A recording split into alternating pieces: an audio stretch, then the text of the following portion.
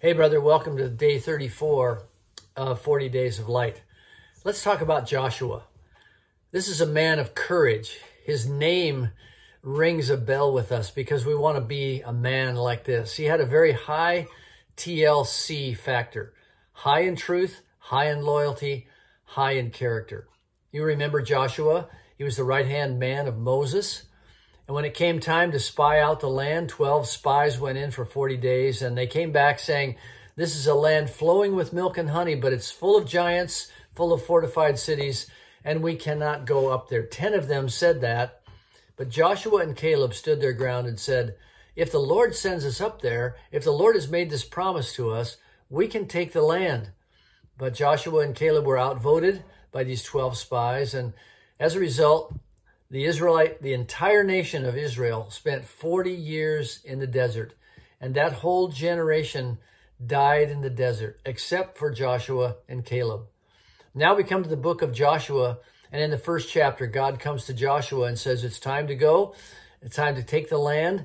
Be strong and courageous. He says it 4 times to Joshua in the first chapter. Be strong and courageous. And so Joshua begins the conquest of Canaan, southern Canaan, then northern Canaan, the defeat of many, many kings.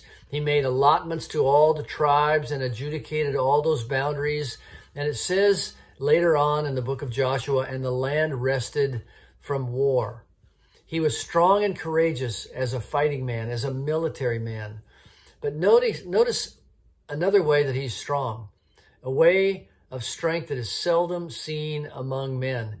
He was strong in that he was willing to not go along with the majority, even with his own brothers, even with his own compatriots. And at the end of the book of Joshua in chapter 24, it says of him as he gathers the people together, you know this famous passage, now therefore fear the Lord and serve him in sincerity and in faithfulness. Put away the gods that your fathers served beyond the river and in Egypt, and serve the Lord. And if it is evil in your eyes to serve the Lord, choose this day whom you will serve, whether the gods of your fathers served in the region beyond the river, or the gods of the Amorites in whose land you dwell. But as for me and my house, we will serve the Lord. Well, the people were incensed that he would suggest that they would serve other gods, and they insisted that they too would serve the Lord, and they made an oath to serve the Lord. And notice this about Joshua. The first time he was in the minority, he was unconvincing. He was a younger man. They didn't believe him. 10 spies and the whole nation went against his counsel. But the second time, he says, we will serve the Lord. My household's going to serve the Lord no matter what you do. And he convinced many to follow and to serve the Lord as well. You never know what's going to happen when you stand alone. Sometimes you have an audience of one, and you know it's the Lord himself who sees your truth, who sees your loyalty, who sees your character.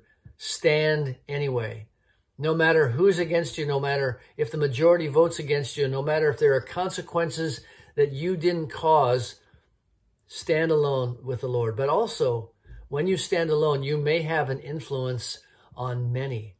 Many who will see your courage and say, you know, because this man is standing, I'm going to stand with him. That gives me enough courage and fortitude to stand with him. I don't know what you might be facing in your life today. Do you have the courage to stand alone on the truth of God, be loyal to God, and have the character that God has given you to follow Christ today? I challenge you to do that today, and God bless you as you stand alone.